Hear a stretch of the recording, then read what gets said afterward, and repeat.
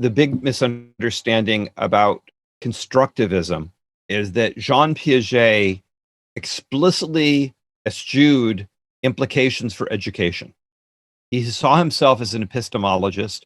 He saw himself at most maybe a developmental psychologist. He cared about how ideas formed in children's minds.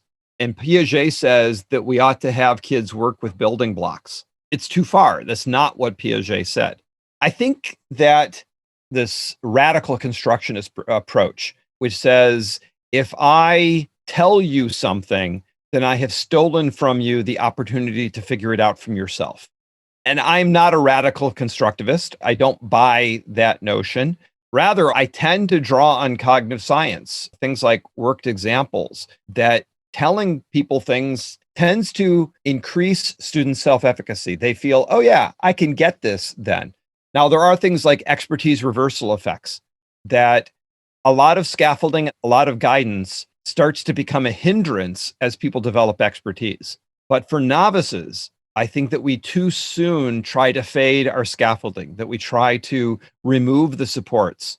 I sometimes get into fights with computer science teachers who say, well, I think that the unit tests should just give you a green or red. You either got it or you didn't get it. And I point out, well, the unit tests actually have a lot of error messages and feedback you could give to the students. Yeah, but if we give them that, they won't try to figure it out for themselves.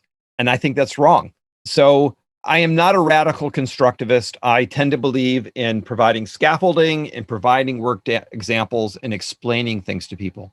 And my read of the cognitive psychology suggests that that's a better way of teaching than asking students to figure it all out for themselves.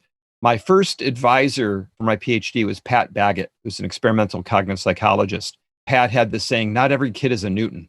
Isaac Newton looked at the world and saw it in radically different ways than all the people that came before him. You can't expect kids to just look at light and say, oh, well, I think this is the way light travels. It takes a lot of insight to recognize that there's a difference between dynamics and kinematics. You can study velocity and acceleration without considering force, and you can consider force separate from thinking about motion. Those are really deep ideas, and we're better off teaching kids the big principles, the organizing big ideas, rather than expect them to figure it out for themselves. If I were to describe my own approach, I'd say that I'm a multiperspectivalist, in that I'm taking many different approaches or perspectives and trying to apply it to fit the situation or the individual that I'm working with in particular.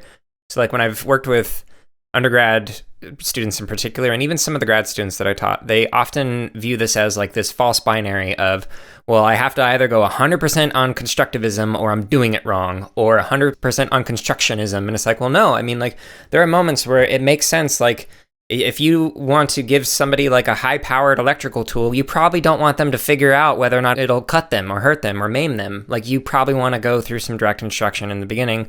That might make more sense than constructionist or constructivism practices that are typically talked about. Like, yes, understand this theory, but also understand its limitations and understand where other theories and ways of learning might be more beneficial for that particular situation. This excerpt of the CSK8 podcast is from episode number 86, which is titled Computing Education Research with Mark Guzdial.